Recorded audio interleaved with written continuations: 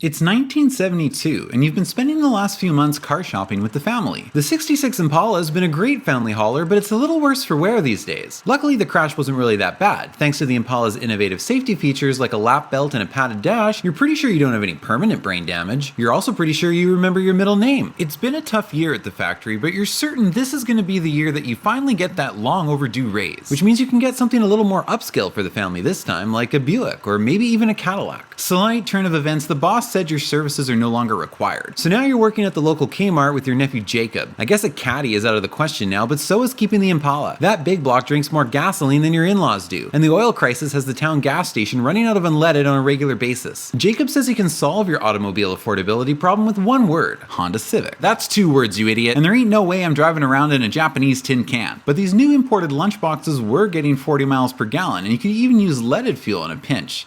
Well, okay, just for a few years, till I get back on my feet, you tell yourself. So after hiding across the street until you were sure no one from church was around to see you, you reluctantly enter the Honda dealer and buy one of them Civic things. It was cramped, uncomfortable, and had less options than a farm truck. Not as bad as you thought, but certainly not something that's gonna ever take off here in America. I give it 5 years. We'll all be driving big blocks again by the 80s, you'll see.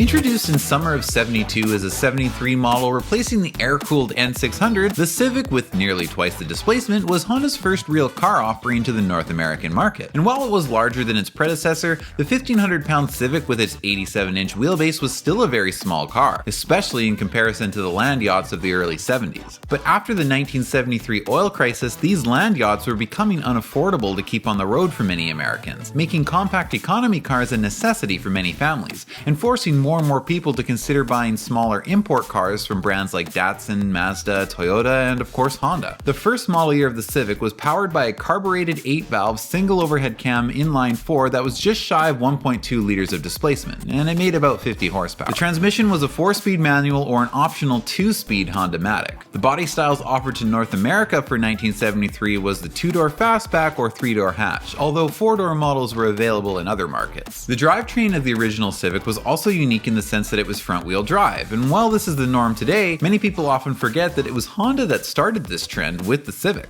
While front-wheel drive cars did exist in the 70s, they were not the norm, not even for economy cars. And Honda's own local competition at this time was rear-wheel drive. Honda marketed their front-wheel drive approach as advantageous in a number of ways, including improved interior space since there was no need for a transmission tunnel, and improved traction in adverse weather since the drive wheels were at the front and under the weight of the engine. Honda must have been onto something with their front-wheel drive economy car approach, because it wouldn't be long until other manufacturers started copying them, moving their drive wheels to the front as well. Although it should be acknowledge that Honda may have taken their front-wheel drive obsession to an unnecessary extreme in some cases. If Honda designed cars the way most everyone else does, you might not be as comfortable. But at Honda, all of our engines and drive shafts sit sideways, so you don't have to. Now, isn't that simple?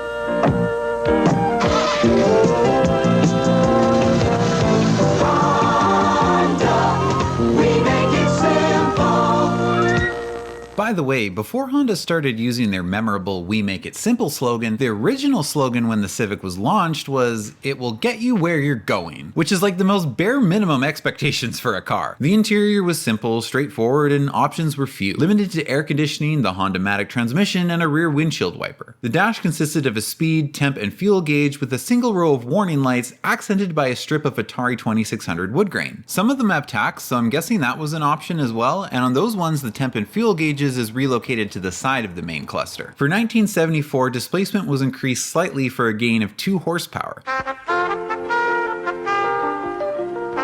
ホンダは今 This was also the year the CVCC engine was first introduced, and was offered as an optional alternative to the standard engine. The CVCC cylinder head was a 12-valve design that allowed for a slower burning lean fuel mixture, negating the necessity for a catalytic converter to comply with federal emission standards. An added benefit was the CVCC engine could run on either leaded or unleaded fuel, and with most cars by that time requiring unleaded fuel, unleaded was the first to run out during the oil shortages. I do find it a tad ironic that the CVCC CVC engine was both marketed as the more environmentally conscientious choice and totally willing to run on leaded fuel. You know, I hear Cousin Eddie ran leaded fuel in the 70s. All I know, Clark, is that my teeth have never been whiter and my garden is spitting out 50-pound tomatoes.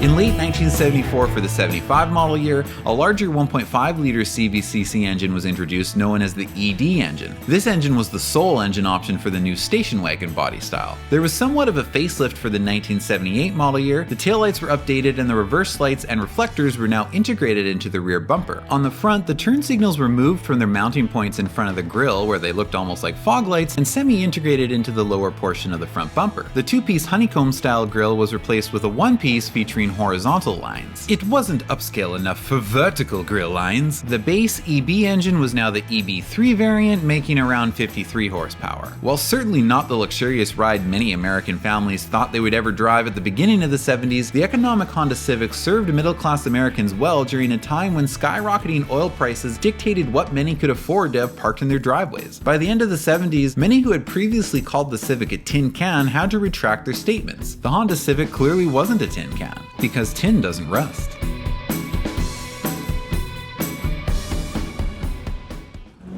Hello, Civic. Shannon's been telling everyone at church that you sold your Impala and bought a Civic, but honestly, I didn't believe it till now. It's not mine, it's a rental. The Impala's in the shop. Shannon should keep her mouth shut. It's been in the shop for 7 years? Anyway, Civics are cool now. I just got the new one. Feast your eyes on the 1980 Civic 1500 GL. It's got a digital clock, rear window defroster, and does 0 to 60 within a tenth of a second of the new Mustang Cobra. Hello, Civic. Why do you keep saying that? I don't know, it's stuck in my head for some reason. Hello people, hello Civic, wonderful feeling, a wonderful day.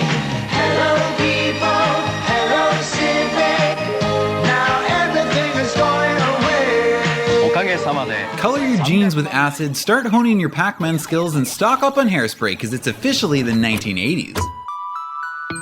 After 7 years of being America's eco-friendly lead gas sipper, the Civic is moving on up in the world, now part of a 3-car lineup alongside the Accord and the Prelude. The Civic is still Honda's entry-level economy car, but with an extra 3 inches of width and a longer wheelbase, the new Civic boasts 13% more interior space, and that extra room is put to good use with a fit and finish that says, "This is an economy car?" instead of, "This is an economy car." For 1980, the 3-door hatch came in 2 flavors, the Civic 1300 or the Civic 1500. The 1300 took the base 1.2-liter block from last year, wallowed it out to a 1.3-liter, and slapped on a CVCC head for those of us that still wanted to sip on gasoline of the leaded variety. The Civic 1500 used an all-new 1.5-liter engine that output a rocketing 67 horsepower. The 1500 engine was, however, unable to meet US emission standards without a catalytic converter, so this was an unleaded-only model. Transmission choices were a 5-speed manual or the 2-speed Honda-matic carried over from last year. The base interior was already a huge upgrade from last year, this time with full carpeting and door panels, so there was no more exposed metal surfaces. The controls were mostly driver-focused, with some components borrowed upward from the Accord and Prelude models. The gauge cluster was simple and easy to read, with a horizontal line of warning lights at the top. I especially love this red interior. Can we bring back fun interior colors like this? On the Civic 1500, there was an upper GL trim, which added a tack, a digital clock, and a rear window washer as standard equipment, along with an upgraded cloth upholstery. The clock, which was taken directly from the Prelude, even had a push-button feature that would display the time with the ignition off, so you could conveniently check the time if you were on a stakeout or a makeout without even having to put the key back in the ignition, just in case you couldn't afford both a watch and the new Civic 1500 GL. The station wagon model lived on for the second generation, only with the 1500 engine, and with 23 more cubic feet of interior space than the previous wagon, this one was big enough to take the whole family to Wally World, as long as you left Aunt Edna at home. You could even get wood paneling in some markets. Guys, I'm not gonna lie, in this seafoam green color, I think this wagon actually looks pretty cool. Wood drive. For 1981, North America got its first 4-door sedan model, and the optional automatic transmission was upgraded to a 3-speed. A 1982 facelift updated the bumpers, front grille, and swapped out the round sealed beam headlamps for the rectangular variety, which had become the North American standard by 1982. The interior got a totally new dashboard and gauge cluster, but I find this interior to be a little boring in comparison, to be honest. Gone are the wiper washer defrost controls from the side of the gauge pod, keypad, replaced with either boring stalks or generic push buttons. On models equipped with the clock, it's moved back to the center of the dash in between the relocated climate vents. And I don't see a push-to-display feature anymore. So just how am I supposed to inconspicuously check the time now, Honda? What time is it?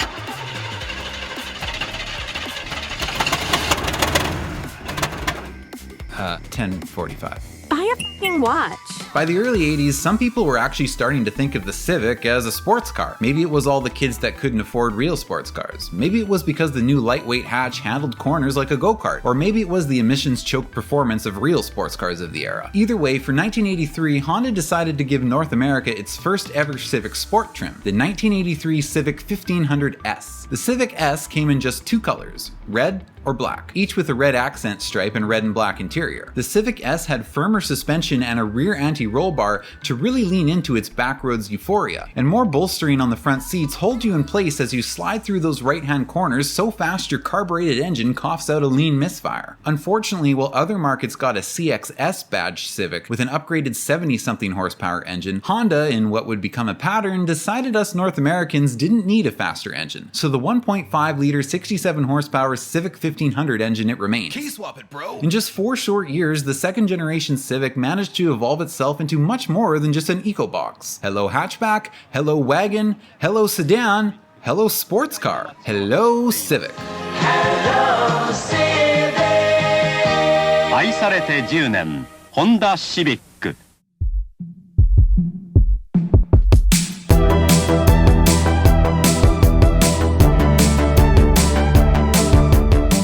If there's one thing I think of when it comes to 80s car design, it's right angles. Circular headlamps became squares, dashboards became rectangles, and even steering wheels became right angles somehow. Honda leaned right into this trend with the new 1984 Civic, especially with the hatch. If people were complaining that the previous generation had inadequate rear headroom, then fine. We'll carry the roofline back straight from the windshield to the tailgate, and when we reach the tailgate, we'll just end it. No need to waste precious space tapering the roofline, a right angle will do. Like it or not cosmetically, from a practicality standpoint, both occupant space and cargo space was improved significantly from last year despite an overall length increase of only 1.6 inches. And with more glass than a solarium, vision was absolutely unobstructed. You could see everything around you, without the need for 10 cameras and a 360-degree display, which has become almost a necessity in today's world of slope edges and windows so small they're about as pointless as paddle shifters on a CVT. The new Civic came in 4 body styles. Like last year, there was a hatch sedan and a wagon.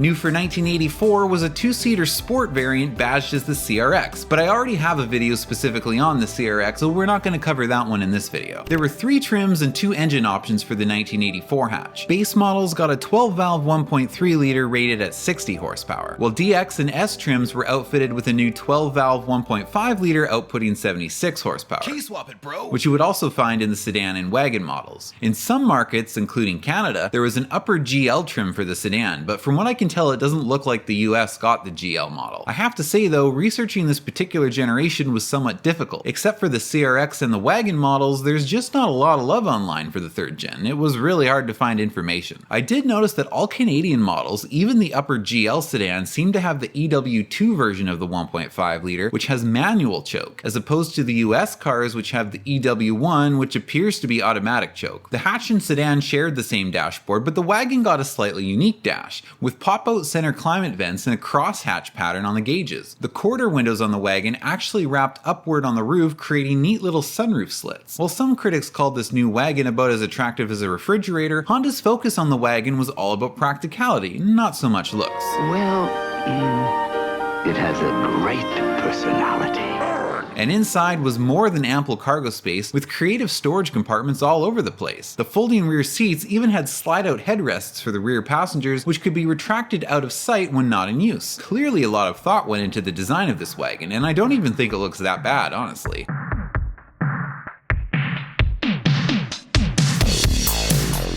For 1985, the wagon stepped up its game and became available in a 4-wheel drive version. The 4-wheel drive wagon had a part-time 4-wheel drive system that could be activated by the push of a button on the dashboard. 4-wheel drive wagon transmissions had an extra super low gear that could only be shifted to when in 4-wheel drive. making it technically the first ever 6-speed manual transmission from Honda. 4-wheel drive models also had an additional half-inch of ground clearance, covered lug nuts, and extra undercarriage shielding. Okay, now this wagon is starting to win me over, even with all the polycarbonate plastic. 1986 was the mid-model refresh. Standard-sized sealed beam headlamps were no longer mandated in North America, so they were replaced with flush-mount headlight housings. The taillights were also updated, and the automatic transmission went from a 3-speed to a 4-speed. The big news for 1986, though, was the introduction of the sports-injected Civic. That's right, 1985 brought the first ever Civic Si to North America. The Si was a hatch body style with a number of upgrades, including a tilt steering wheel, sunroof, color-matched bumpers, and a full-width taillight panel. The engine was a fuel-injected 1.5 liter at 91 horsepower, designated as the EW3 initially, but would become the D15A4 in 1987 when Honda renamed the EW family of engines as the D series, an engine family that most Honda fans know and love today. Well, except for that last one, but we'll get to that later. All Si models were paired to a 5-speed manual transmission and, like the CRX, used yellow font on the gauges. For 1987, the final model year of the 3rd gen Civic,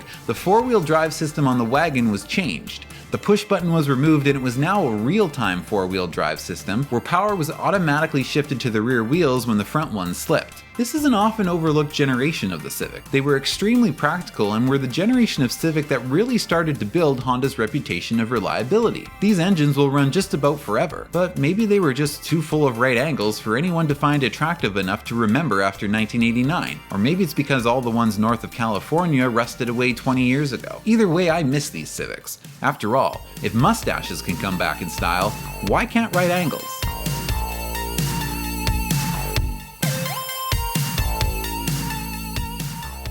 It's 1988. Welcome to the dawn of the digital age. Video games that can save, televisions that can record. The new for 1980. Oh no, calm down, Uncle Jack. That's not a demon on the phone. Someone's just trying to send a fax. The new for 1988 Civic was longer, lower, and wider, and more refined than ever. Honda was attempting to redefine the new Civic by contrasting it against the EcoBox Civics of the past, with their "that was then, this is now" marketing campaign. Body styles were once again hatch, sedan, and wagon. This was the first Civic generation to use fully independent double wishbone suspension. This suspension setup is usually not seen on economy cars due to its complexity and cost, and it's a big part of what makes golden era Civics so responsive and fun to toss around corners. That and the fact that Honda's manual transmissions of that era were absolutely world class in terms of quality and feel. For 88, sedans came in DX and LX trims. The LX Civic offered a much more upscale Civic than we'd ever seen before, with chrome window trimmings, body-colored bumpers, power steering with a tilt steering wheel, and even power windows, mirrors, and door locks. The interior, while simple and mostly made of cloth and plastic, was constructed of good quality materials with an excellent fit and finish. And even rear passengers got a 3-point seatbelt. The dash control and gauges are easy to read and have a good feel to them. LX models add a tach to the cluster along with fuel, temp, and speedo readouts. Instrumentation is large and clear, and while there is a tachometer,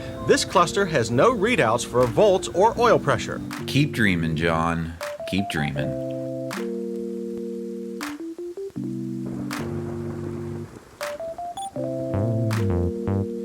Under the hood of these new and improved Civics was the new family of 16-valve fuel-injected D-series engines. Base model hatches had the 70-horsepower D15B1. DX models, which came in either a hatch or sedan, sported the 92-horsepower D15B2, which actually moved these cars surprisingly well when paired to the proper 5-speed manual transmission. The SI hatch returned for 1989, adding to the DX hatch colored-matched bumpers, a power sunroof, a clock, a tach, a larger exhaust, and front and rear anti-roll bars. Steering, windows, and locks were all manual unless you were in Canada, which for some reason there was an optional automatic transmission package for the SI, which would also add power steering. The SI engine was a slightly larger 1.6 liter, the D16A6 rated at 108 horsepower. These might be the hatch that really earned the Civic their reputations with enthusiasts. They were inexpensive, indestructible, and surprisingly fun.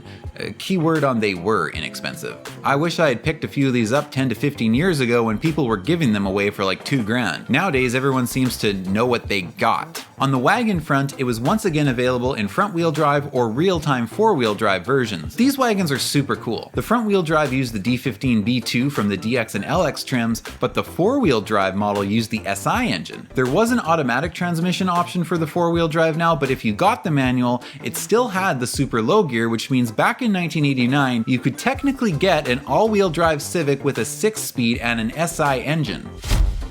1990 was the mid-model refresh. The sedan taillights were updated in an oddly similar way to the previous generation, almost like this was planned ahead of time, and the front bumper was updated with inverted turn signals. 1990 also added an EX trim to the sedan, which was basically the same as the LX, but it had the 1.6-liter SI engine and upgraded front brakes. That actually makes it a pretty darn little cool sedan, and it's no wonder that by the end of the 4th generation Civic, Honda had won over the North American market, defying the American stigma of driving small 4-cylinder economy cars. The 4th generation Civic is really very simple. It drives well and it just works. You turn the key and it's ready to go. The only thing it doesn't do well is depreciate.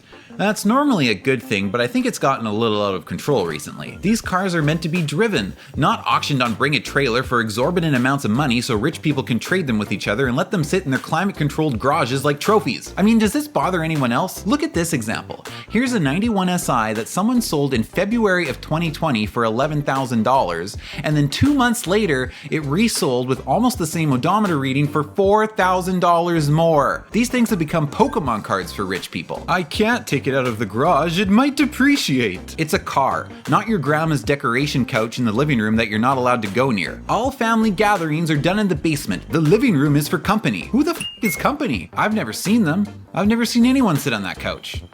Are they allowed to drive Civics?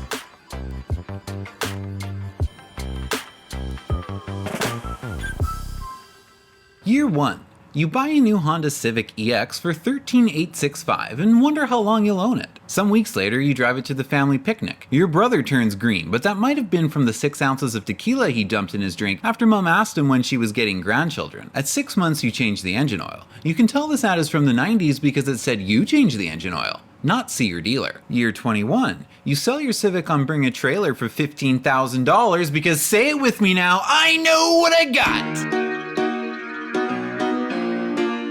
Don't lowball me, bro. I'm not in a rush to sell.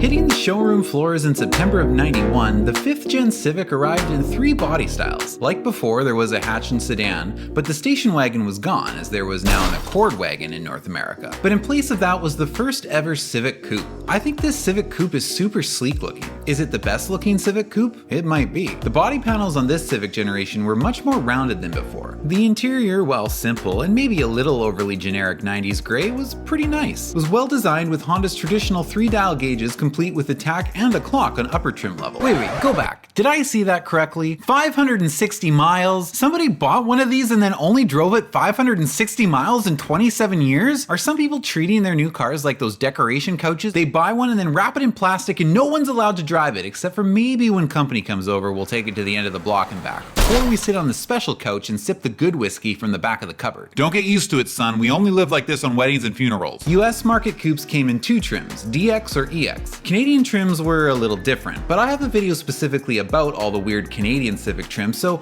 watch that video if you're interested in learning about that. For the sake of this video, I'm mostly going to stick to the US market trims. DX trims were powered by the D15 B7, a 1.5 liter that puts out 102 horsepower. Step up to the EX trim and gain such luxuries as body-colored mirrors and door handles, a power sunroof, power steering, power windows and door locks, and a 6-speaker sound system. Even better than all that is the fact that under the hood you get the same 1.6 liter VTEC as the SI hatch. Wait, did you say VTEC? Yes, VTEC. Oh my god, bro, check it. VTEC just kicked in, yo. Sounds like you're only running on 4 there, son. So I guess let's segue into the SI hatch. The engine was the D16Z6, 125 horsepower single overhead cam VTEC engine that redlined all the way up at 7,200 RPM. And yes, this was the first VTEC engine that North America got in a Civic. Of course, in other markets you could get these with a dual overhead cam B-Series VTEC, but Honda never seems to send their best work to North America. But for a watered down festival beer, the D16Z6 is still a pretty good engine and it's damn near bulletproof. But Acura advice, don't you know we got the B16 in the Del Sol? Well, yes, but I have a separate video on the Del Sol, so we're not talking about that model here. SI hatches lacked the power windows and door locks from EX trims, but still had the power sunroof and had 4-wheel disc brakes. SI cloth seats had unique patterns on them, white stripes for the 92 and 93 model years and a checkered pattern for 94 and 95. This is personally my favorite iteration of the hatchback Civic. I love how the rear glass opens separately from the tailgate. I think that's a great design. Don't you agree, John? It's a gimmick, but can be useful for the occasional tailgate party. Don't mind him. He's just mad because he thinks the extra development costs that went into the clamshell tailgate should have gone towards an oil pressure gauge. Stepping down from the SI, you could also get the hatch in a DX trim or a CX trim, which was a really stripped down economy base model with a 70 horsepower 8-valve engine, or there was an ultra efficient VX trim, which essentially was the replacement for the CRX HF model. The VX was powered by the D15Z1, a 92 horsepower VTEC economy engine, which essentially means that instead of using the variable valve timing to add power at the top end, it was using it for economy at the low end. Only one intake valve would open below 2500 RPM. This engine was up 20 horsepower from the previous year's CRX HF engine and did 0 to 60 in a relatively reasonable 9.5 seconds, yet could still get as high as 55 miles per gallon. And remember that optimum fuel efficiency shift point light that the CRX HF models had? Well, the VX hatch had it too. The VX model was heavily marketed in the US when it came out and received fairly positive reviews. But Car and Driver notes that getting any real power out of the engine requires planting the pedal firmly to the floor, thus opening both intake valves and negating the efficiency gains from the VTEC E engine. But I suppose if you're someone that buys a special efficiency model of a car, you're content cruising at a quarter throttle or less and accelerating slower than your dial-up modem internet was in the 90s. I don't know, I can't relate. I'll take the SI, it's slow enough.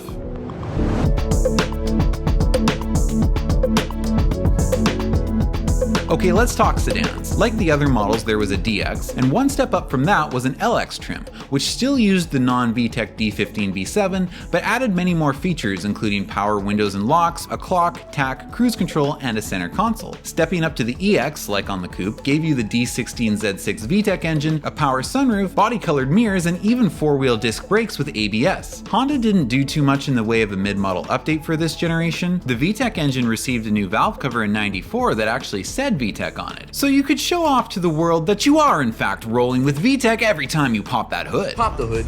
Pop the hood? Pop the hood. Other than that, by '94, the upper trim levels got a passenger side airbag, the SI gained rear speakers, not sure why it didn't have rear speakers to begin with, and the SI also gained ABS as an option. This generation of Civic was a smashing success, and by the mid-90s, the Civic was a household name. There were now Civic trim levels to accommodate just about everyone. Want an EcoBox? There's a Civic for that. Want a hot hatch? There's a Civic for that. Want a sleek coupe? There's a Civic for that. Want a well-equipped sedan with rear seats that are almost usable for adults? There's even a Civic for that. I want one that I can slam on its nuts, slap on a 10-foot wing, and slide into a telephone pole. Yeah, there's a Civic for you. We'll get to it in a bit. It's 1996. You just dialed up to the internet for the first time.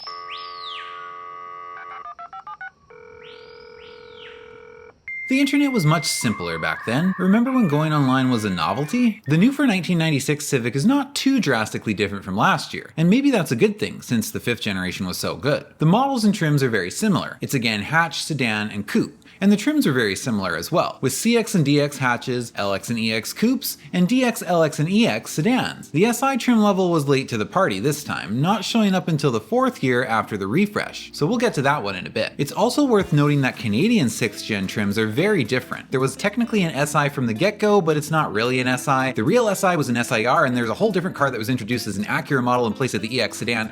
I would refer you to these two videos that I've already done if you want to learn about all of that, so here we'll focus just on the US market. Stylistically, I like the look of these Civics, but I don't know if I'd say I like it better than last year, at least not before the refresh. The new Civic, which is slightly taller and slightly longer, does have more interior space and headroom now, which is nice, and the rear seats fold down 60-40 instead of just one piece. We lost the two-piece door on the hatchback, it's just a traditional tailgate now, and the hatches were now strictly marketed as economy cars, with no sporty SI version. Like before, the CX was the bare-bone hatch with no rear wiper, power steering, and lacking even a standard cassette player. It did use the same 16-valve engine as DX and LX models this time, however. The DX, which you could get in a hatch sedan or coupe, added a rear wiper on the hatch, power steering on the sedans, and a tilt steering wheel. LX sedans added power windows, mirrors, door locks, a center console armrest, and a tack. EX models were again sedan or coupe and were powered by the single overhead cam VTEC D16Y8. As we can see, there really wasn't much of a power increase over the previous generation of D-series engines. No.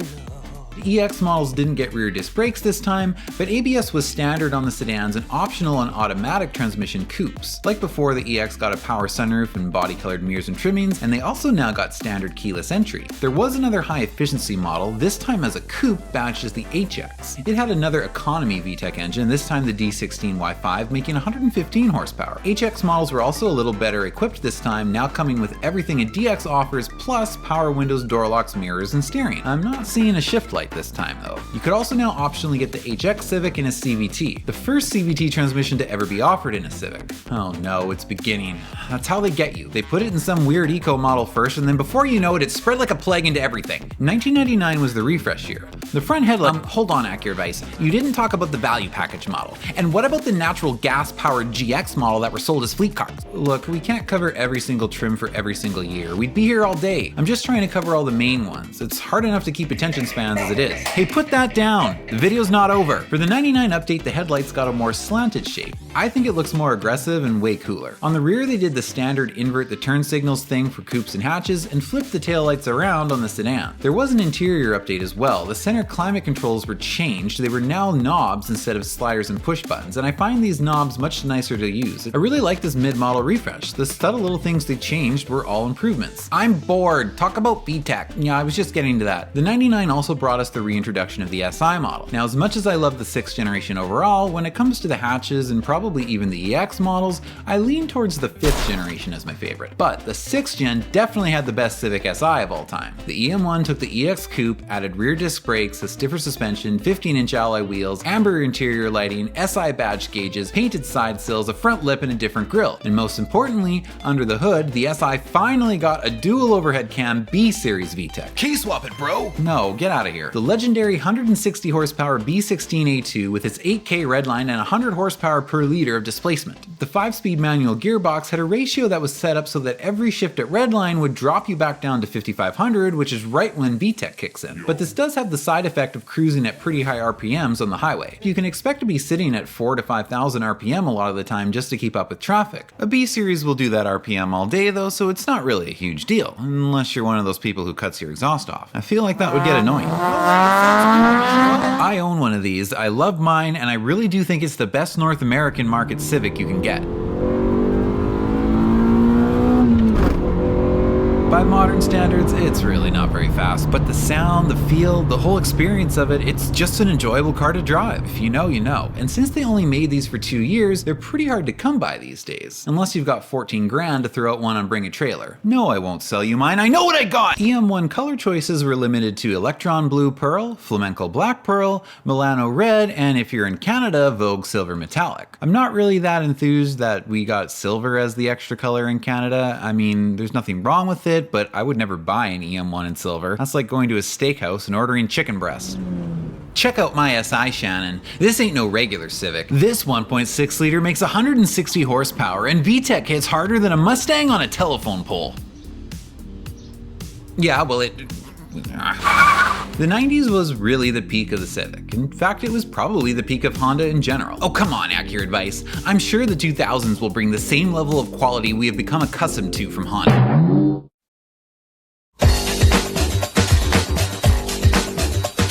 Added performance. Added room. Added fuel. By the end of the 90s, the Civic had become much more than just an economy car. The Civic was popular among families, single adults, first-time car buyers. There was even a pretty extensive tuner scene for these cars by this point. A new breed of hot rodders who actually spend more money customizing these front-wheel drive econo boxes than they cost in the first place. And unlike when you bought your first Civic in the 70s, it was now socially acceptable in most states to be seen entering a Honda dealer. So it's no surprise the 7th generation was highly anticipated and generated a lot of excitement when it rolled out onto showroom floors for the 2001 model year. Excluding the SI, which didn't come back until 02, there were now only 2 body styles, sedan and coupe. Trims were basically the same as before, with DX, LX, and EX trims and another HX high-efficiency coupe. Styling was, I don't know, kind of bland, I think. I guess there's nothing really offensive about it, but I think the 6th generation looked cooler than this. I don't think the early 2000s was a great era for car design in general. To be fair, the interior design was a pretty natural evolution from the 6th gen. It had pretty much an identical climate control radio layout, and the interior layout in general was similar, albeit built with much cheaper quality plastic. So let's talk about the engine.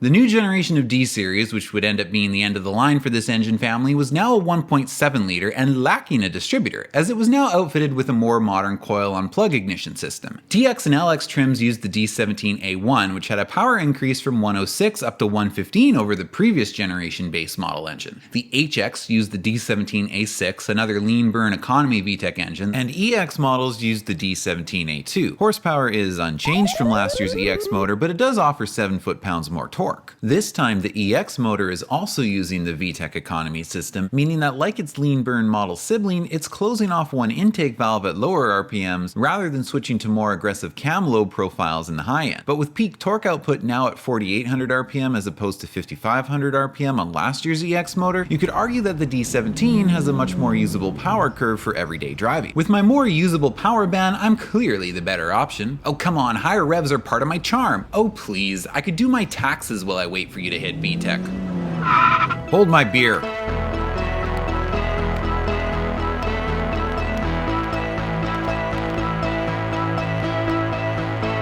The D17 is not without its drawbacks though. The reality is it's just not built as well as the previous generations. They have their share of pattern failures, most notably a proclivity to blow head gaskets. And what about the fact that we lost double wishbone suspension in the front for this generation, replaced with the cheaper McPherson strut setup? We can hear the Civic hot rodders already crying. Oh, Acura advice, don't you know that change was done to improve interior space and decrease weight? Well, that's one way they justified it. And to be fair, another big reason for the change was the new design helped them achieve a better front crash test rating. And this was part of Honda's mission in the 2000s, which carries on to today. They strive to make the safest family cars on the road. When people wonder why Honda and Acura make less and less quote-unquote cool cars and more safe family-orientated SUVs and minivans, that's why. That's literally their mission. Sports cars don't sell as well as SUVs. That's just the reality. No wonder they discontinued most of them. The only one left is the Civic Si. Acura advice, they brought the Integra back. Oh, get real, that's a f***ing Civic too.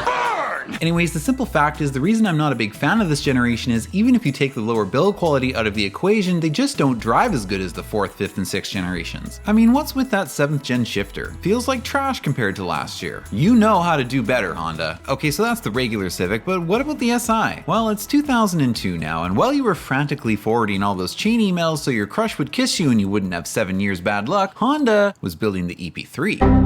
Oh god, no!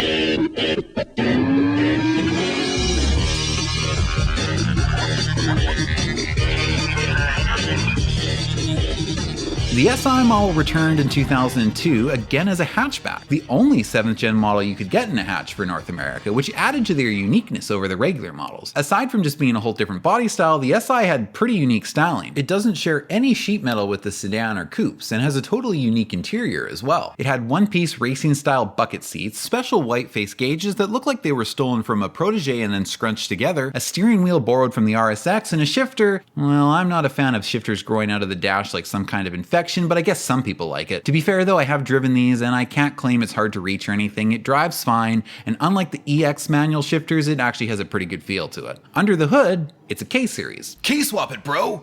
Oh. The re-engineered VTEC system used on the new K-Series engines is known as Intelligent VTEC, as there is now more computer integration into how it's controlled. It now incorporates Honda's new variable timing control system, but it would be a lot more exciting with the K20A2. But as is, it shares the K20A3 with the base model RSX, which means it's 160 horsepower with a red line of 6800. The iVTEC on the K20A3 actually operates more similarly to the D-Series VTEC E engines, with no VTEC mechanism on the exhaust side and 2 cam lobes on the intake side, making it so that only one intake valve opens fully below 2200 RPM. Torque is up significantly, but the car is heavier and 0 to 60 time is unchanged from the 6th generation Si. It's not a bad car by any means, but I sure wouldn't trade my Si for this. Moving back to the regular models, the gauge cluster was updated in 2003. It's much crisper and brighter, and depending on the model, it would either have blue accent rings or red accent rings around the dials. For some reason, that's all they did in 03, and then 2004 brought the rest of the update. The front end was restyled with new new slimmer headlights, and I have to say it's a significant improvement. I like the look a lot better. A subtle update was done to the taillights as well. I really like the updated taillights the SI got. It's a decent looking hatch, I gotta admit. A shame it didn't get the K20A2. 2005 was the final 7th gen year, and while it's not a bad car, to me it just seems like a Civic Express. The early 2000s was a big shift for Honda and consequently the Civic, and it just seems to me like around that time, Bill from accounting told them that the only way to keep increasing profits was to start building their cars cheaper, and Honda took that to heart. But to be fair, that's what most manufacturers started doing around that time. So the 7th gen Civic, it ain't for me. Though I don't think it's the worst Civic of all time.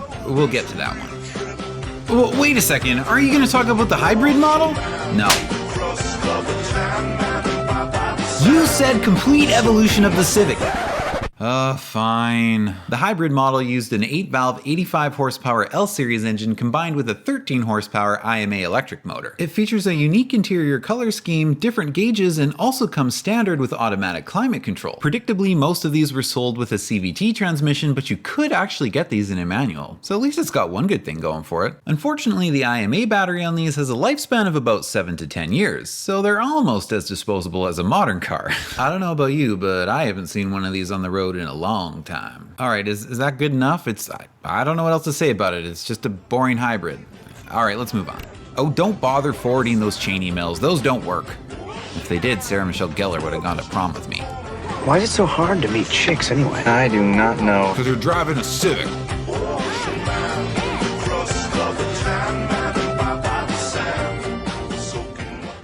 My Civic is the perfect size for me. Speaking of perfect, just look at it. There's tons of room inside. It's got all kinds of high-tech stuff. So comfortable. Red's my color. Love the red. No, black. Definitely black. Maybe you should have gotten red.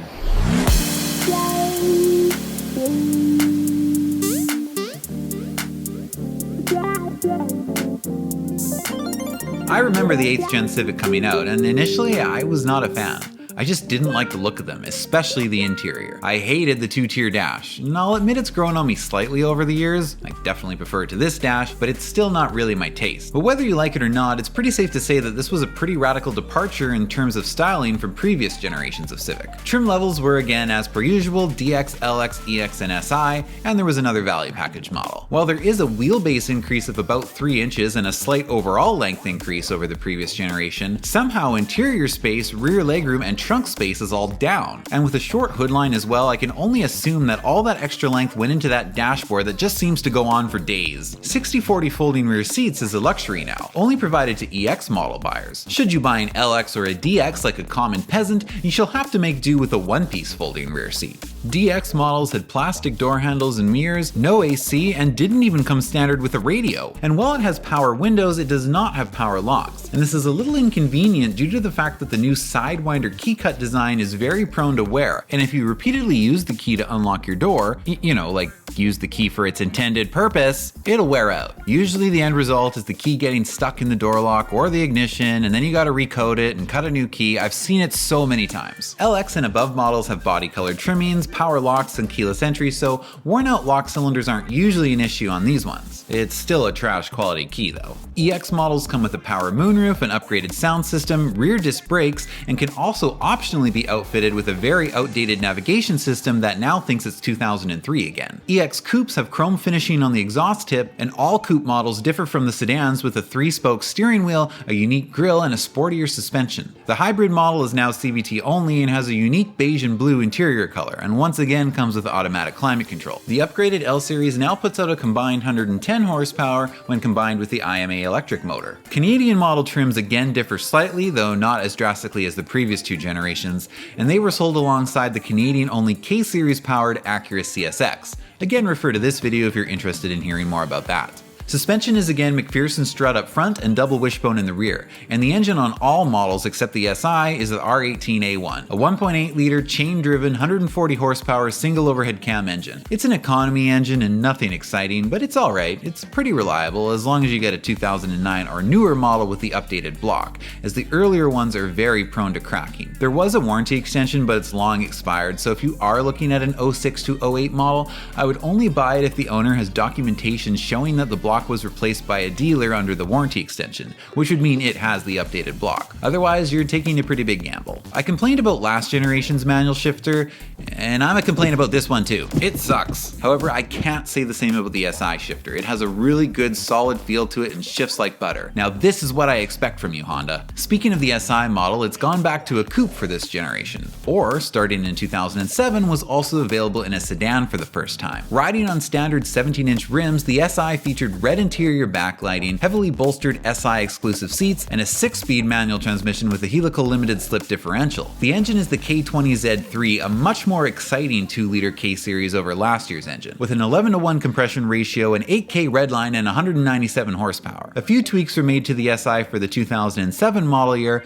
including the addition of a VSA system and inverting the red-black on the LCD odometer display, I think because the original one was too hard to read. The mid-model refresh year was 2009. Cosmetically, the rear turn signals changed from red to clear on sedans, and chrome trim was added above the license plates. The 2-spoke steering wheel was changed to the 3-spoke design from the coupes. Sedans and coupes received new front bumpers and, depending on the trim, different wheels. An LX Sport trim was introduced, which took the LX, added a leather-wrapped steering wheel, sportier black upholstery, a lip spoiler, and 16-inch alloy wheels. A leather package became available on the EX trims, adding leather, heated mirrors, and heated seats. 2011 was the final model year, and the last 2 years didn't see any significant changes. This generation of Civic is pretty popular, especially the SI. Many 8th gen fans say this is the best SI generation, and it's the last true enthusiast Civic SI. Well, I agree with the last part of that. While I do think this generation is better overall than the 7th gen, it again falls victim to Honda's declining 2000s build quality. The hideous peeling clear coat that affects all the dark colors,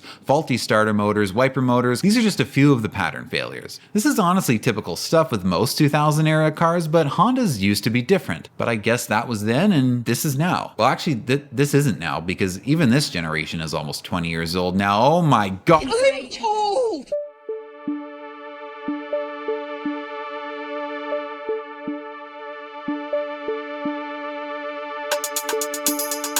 Released for the 2012 model year, the 9th gen Civic wasn't as drastic of a restyle as the previous generation. The taillights were different, but the front was similar, and the interior still used a 2-tier dash design. Although the new dash now had a small screen in it where it could display the time, media information, and the odometer and trip meter. But the odometer and trip meter interface is a really annoying design. I hate to complain right off the bat, but the odometer, well, no I don't. Usually cars have a simple button you press on the gauge cluster or on the dash somewhere to toggle between the trip meter and odometer. But here you have to navigate a bunch of menus with the steering wheel buttons to select which is displayed, and you can't display both at once. It's so annoying when you get in a car and want to quickly check the mileage. The overall design of the interior is okay, but the materials used are really cheap. It's definitely more of a this is an economy car interior rather than a this is an economy car? Trims are again DX, LX, EX, EXL, and SI. Body styles are sedan and coupe. Under the hood of all but the SI is another R18 engine. The horsepower and torque increase is negligible over last year, but its fuel economy rating is improved, and it's the first Civic to feature that ridiculous eco mode button, just in case the R series wasn't slow enough for you already. But as I've said before, the R series is an economy engine. It's not trying to be cool. Like on the previous generation's R18, iVTEC engages an economy cam profile at lower RPMs under light load. It's designed to make the car more fuel efficient, not more fun. Transmission choices are 5-speed manual or 5-speed automatics on DX and LX trims. The upper EX and EXL trims are automatic only. The hybrid model now has a larger 1.5-liter engine. Combined power output is still rated at 110 horsepower, but torque is up a little bit, and transmission is once again CVT. The SI, again available in a coupe or a sedan, is now a 2.4-liter K-series. Horsepower is only up by a small margin, but torque is up significantly from 139 to 170 foot-pounds. This was the first Civic in many years not to receive overwhelmingly positive reviews upon release. Honda got a little too greedy with their cost cutting, and the 2012 Civic was criticized for its cheap interior quality, excessive road noise, and lackluster driving dynamics. Consumer Reports actually removed the 2012 Civic from its list of recommended cars, a position the Civic had firmly held onto for many years. To Honda's credit though, they did respond quickly to this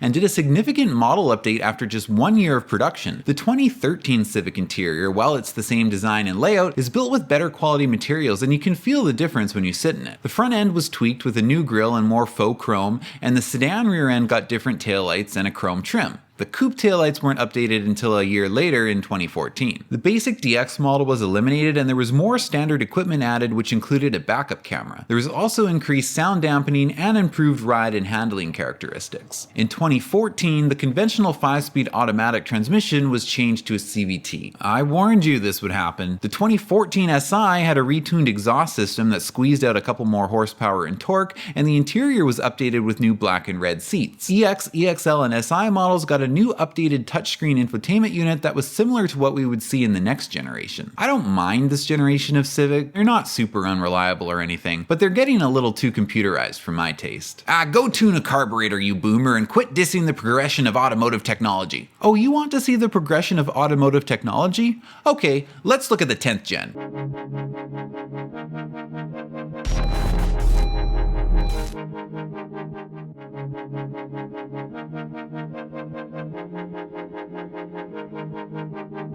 2016 brought us a radically new Civic. This wasn't just the next generation of Civic, it was the next generation of Honda. The sedan was the first body style going on sale in late 2015, with the coupe following in early 2016 and a hatchback model returning to the lineup for 2017. I think the hatch is the best looking of the three body styles though, and the coupe is definitely the worst. They kinda tried to make a cool one-piece taillight where a light bar swoops across the spoiler connecting the two taillights together. This would probably look pretty cool if they had installed LED lights throughout the light strip, so it would all illuminate evenly. But nah, that's out of budget. Instead, we got two tiny little bulbs on each side and a big dim spot in the middle. Like, either light it or don't light it. But if you're gonna light it, then actually light it. Don't do this half-ass shit, it looks terrible. The plastic used throughout the interior feel extremely cheap and brittle. The gauge cluster consists of digital style temp and fuel readouts, and then a center screen that displays speed and RPM, what song is playing, fuel economy. You can set it to display a variety of things. Sedans and coupes have a blue color scheme while hatches have red. I'd really prefer some analog gauges, but by far the worst part of the interior is the infotainment unit. First of all, and this is the biggest sin, there's no physical volume knob. Look,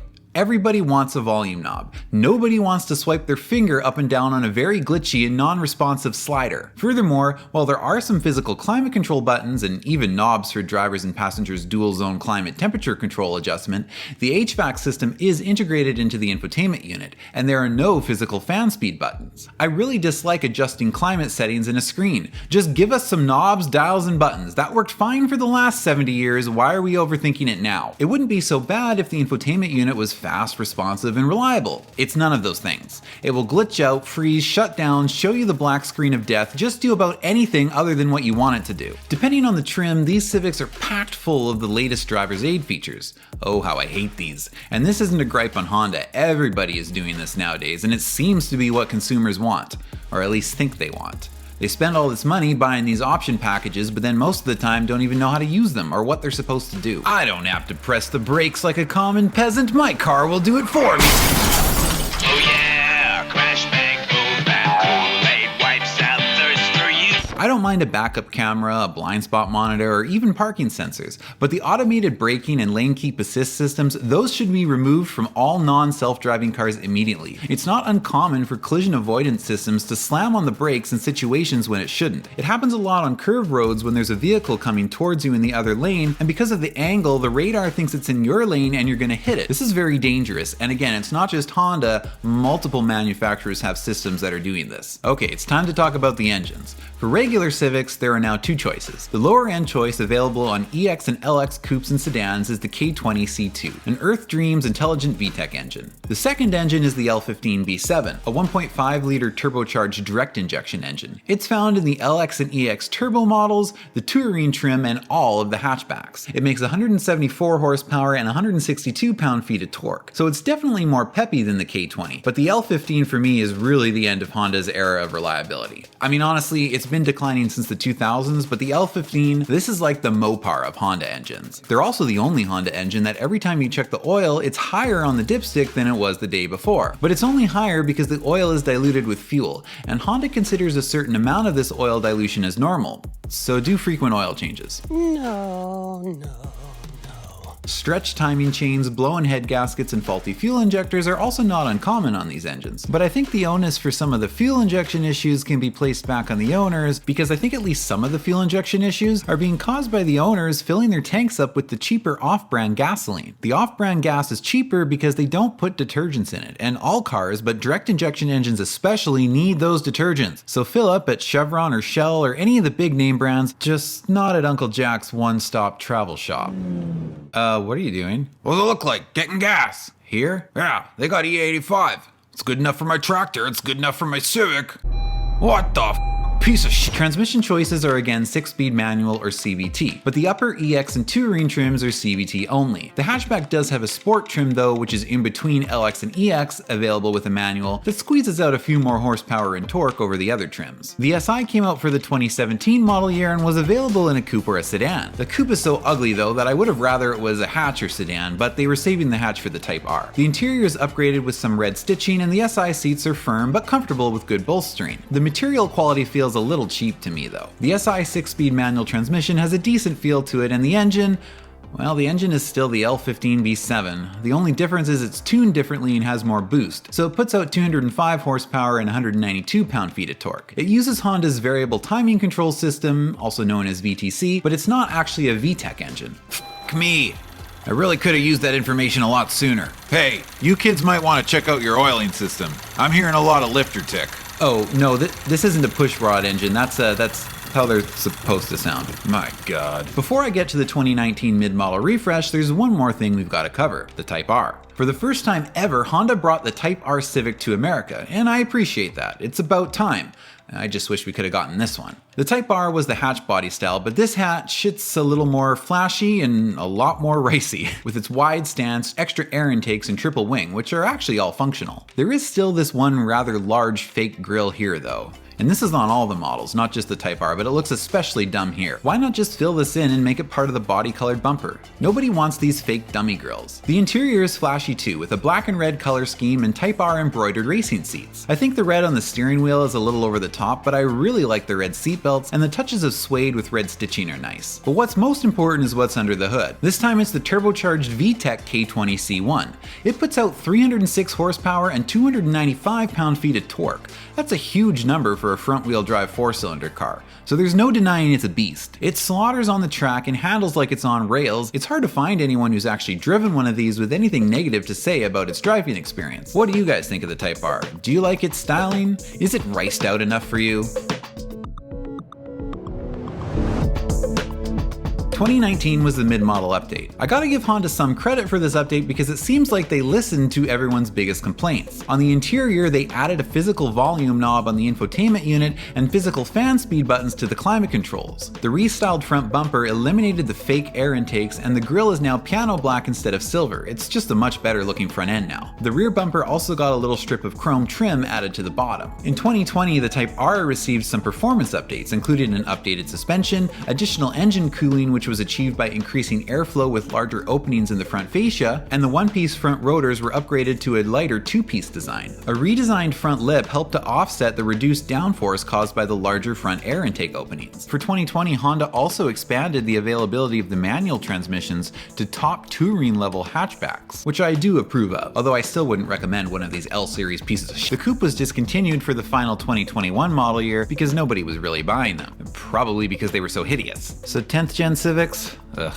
They're not for me. I think it's the worst Civic generation by far. The Type R is kinda cool, but I don't like its styling that much, and the rest of them are just cheaply made, disposable, mass production cars that are meant to be traded in at the end of your lease. And to be fair, that's what most cars are nowadays. They just don't make them like they used to.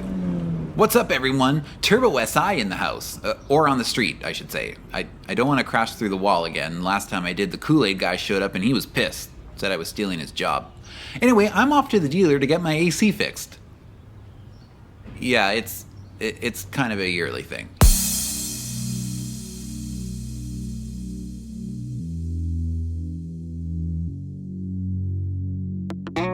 Alright, last generation. It's still in progress, but it's been out for a few years now, so there's stuff to talk about. Let's start with the positives. I think it looks better. The exterior styling is a little more understated, and I think it just looks way cleaner. The interior is mostly improved too. The thinner A-pillars bring back a lot of vision that had been lost ever since side airbags came out in the 2000s. And the climate controls? I think they copied Mazda, but this is how you make climate controls. Physical knobs and buttons are always the best. And these climate controls, I have to admit, and I can't believe I'm going to say this about a modern Honda product, but they actually have a pretty high quality feel to them. And the honeycomb dash trim, it looks fine. I don't like the vent knobs though, they're cheap and easy to break. The gauge cluster, well, it's not a gauge cluster anymore, is it? It's just a screen, so I don't like it too much. I think analog gauges always looks classier. What do you guys think of this cluster? Am I just too boomer to appreciate it? The infotainment unit, well, not perfect, does have a bigger screen and seems to be less glitchy and problematic than the previous generation. You see, with this generation, instead of the infotainment unit, it's the steering that glitches and locks up on you. Body styles are sedans and hatches. There are no more coupes. Under the hood for the LX and Sport trims is the K20 C2 again, basically unchanged from last year. EX and Touring trims use the turbocharged L15 again, also very similar to last year, although they actually do use a VTEC valve train system now. Oh, come on, man. The SI is using the turbocharged VTEC L15CA, making 200 horsepower and 190 pound-feet of torque. Nice to see VTEC in an SI again. Too bad it's an L series.